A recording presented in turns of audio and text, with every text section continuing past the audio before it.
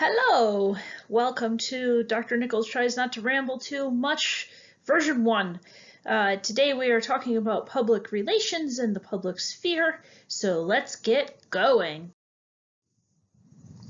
First, I want you to pause for a moment and think about what you think of when you hear public relations or PR. Normally we would do this as a mind map on the board, the way that we did with the idea media, or some of the other concepts we've talked about in class. So take a minute and go to your experience or engagement assignment and just take a moment to write down what you think of first when you think about public relations or PR. Okay, now that you've done that, let's continue on. We're going to hold on to that idea of public relations for a minute. We'll come back to it, don't worry. But first I want to talk about public sphere theory. And I think that my face is on top of it in this video, but I have a snarky remark here because public dodecahedron theory just wasn't very catchy. I think I have been playing a lot of Cards Against Humanity when I made these slides, and so I have a bunch of little snide remarks in here. But it's fitting because I don't have any of you to help me with snide remarks. So public sphere theory has two parts, public and sphere. So let's start with the public part. Now, public has basically two major definitions in the dictionary, and I just pulled these from Merriam-Webster. The first is exposed to general view, open, well-known, prominent, perceptible material. And this is what we usually think of when we think of public, that something is out in public, right? It's accessible to anybody. This is also the kind of thing that we think about. Well, this is the main definition that we tend to think about colloquially. But there's also this sense of public as relating to or affecting everybody, all the people or the whole area of a nation or state, of or relating to a government, of or relating to or being in the service of the community or a nation. So this is what like a public good is, what the public library is, what we talk about when we talk about public health and public safety, all of those sorts of things. So public service falls under this, and the reason that politicians call themselves public servants. So all of these things fall under the slightly more technical definition of public, and in public sphere theory, we're talking more about this second sense of public, not the one that we usually think of as much, but the slightly more technical definition of public. So thinking about public as everybody, all the people, less so the out in an exposed space sort of way.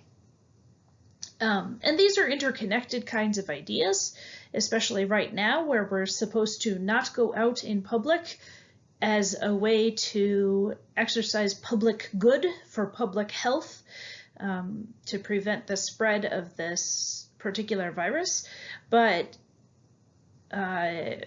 they're kind of two different concepts. So we're thinking about public in this second way today. Okay, so what is the public sphere? Let's say the government, represented by this green circle, exists and it does stuff. Okay, fine. And the government here can be a king and parliament, it can be a president and a Congress, it can be an emperor, whatever kind of government you have a government, it exists, it does stuff. We also have private individuals, represented here by the blue circle. Private individuals also exist and they also do stuff. All right, hooray. Now, for the most part, the government existing and the private individuals existing don't have a lot of overlap. And let's say if we go back into the 1800s and you're not living in America or France, you're not going to get that much overlap in between the government and private individuals. Like maybe you glimpse the king occasionally, but otherwise you're not having very much to do with the government most of the time. The public sphere is this idea that people who are private citizens still meet to talk about government and plan how to influence it, even though they are not part of the government itself. And they still do have the ability to influence what is going to happen in the government and to have some influence over it. And this overlapping place is the public sphere, is the place where the private and the government overlap with each other. All right, so this is an idea that was kind of explained first by a man named Jürgen Habermas.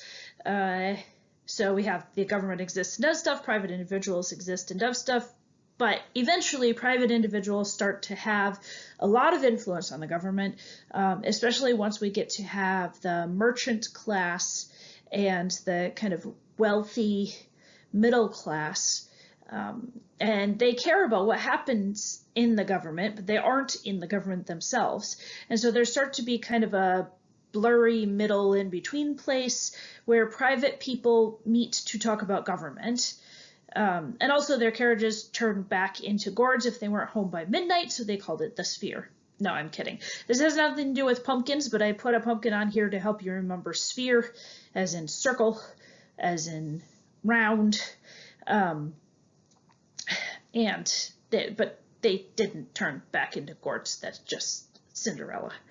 But it is still this in-between place where people get together and they talk about their ideas and what they want to happen, and then they kind of organize themselves and they maybe make a kind of what we would think of today as a lobby.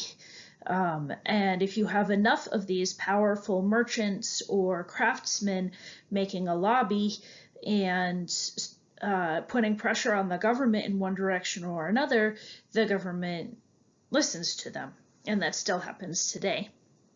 And so we've got this public sphere, which is this place where private citizens come together to make plans to try to influence the government.